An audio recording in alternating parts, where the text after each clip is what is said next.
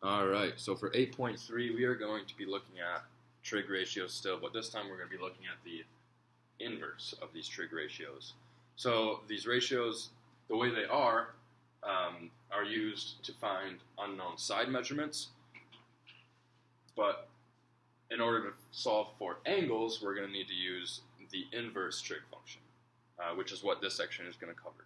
So we've got our table here, which is just going to define everything and let us know what exactly these do.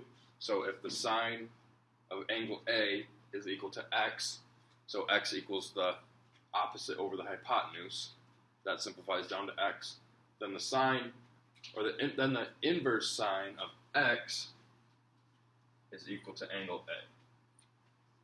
So you would take your opposite over hypotenuse, calculate that out, you would get x, and then you would take the inverse sine of that to get your angle measurement.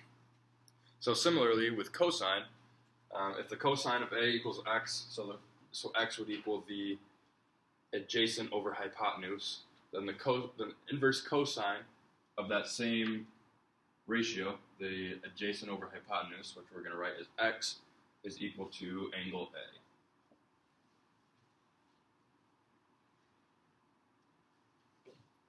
And I'm actually going to rewrite these as not only A, but the measure of angle A. So M, angle A, stands for measure of angle A. Then lastly, the tangent. If the tangent of angle A is equal to x, so x is equal to the opposite over adjacent, then the tan -1 or inverse tan is, or the inverse tangent of x is also equal to the measure of angle A. So basically, if you do the operation backwards, you can get the angle measurement. The ratios stay the same, or the ratios stay the same, so it's still tangent or inverse tangent of opposite over adjacent, and everything sticks to the same thing with cosine and sine as well. So you only have to remember that SOHCAHTOA acronym for the relationships, but we can use the inverse trig functions to solve for angle measures. And so to find the measure of angle A, which is right here, we know the adjacent and the hypotenuse, so we will write an inverse cosine equation, since we have not SO, not TOA, but we have the cosine of the adjacent and the hypotenuse. So this is one we're going to use. We know adjacent over hypotenuse is 7 over 12, so the cosine A equals 7 over 12.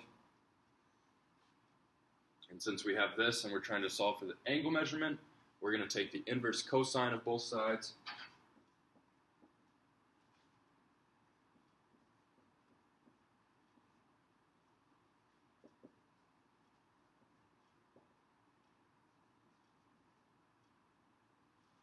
So we have the inverse cosine of the cosine of angle A is equal to the inverse cosine of 7 over 12.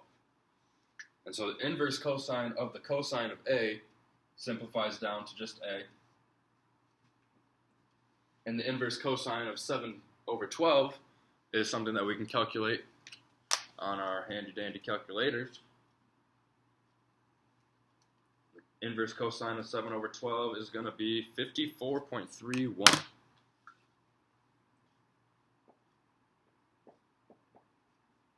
And those are in degrees because we're measuring an angle. So we can say that the measure of angle A is equal to 54.31 degrees. And so why don't y'all go ahead and try for the lower two triangles there, and we can compare answers and talk about any questions in class.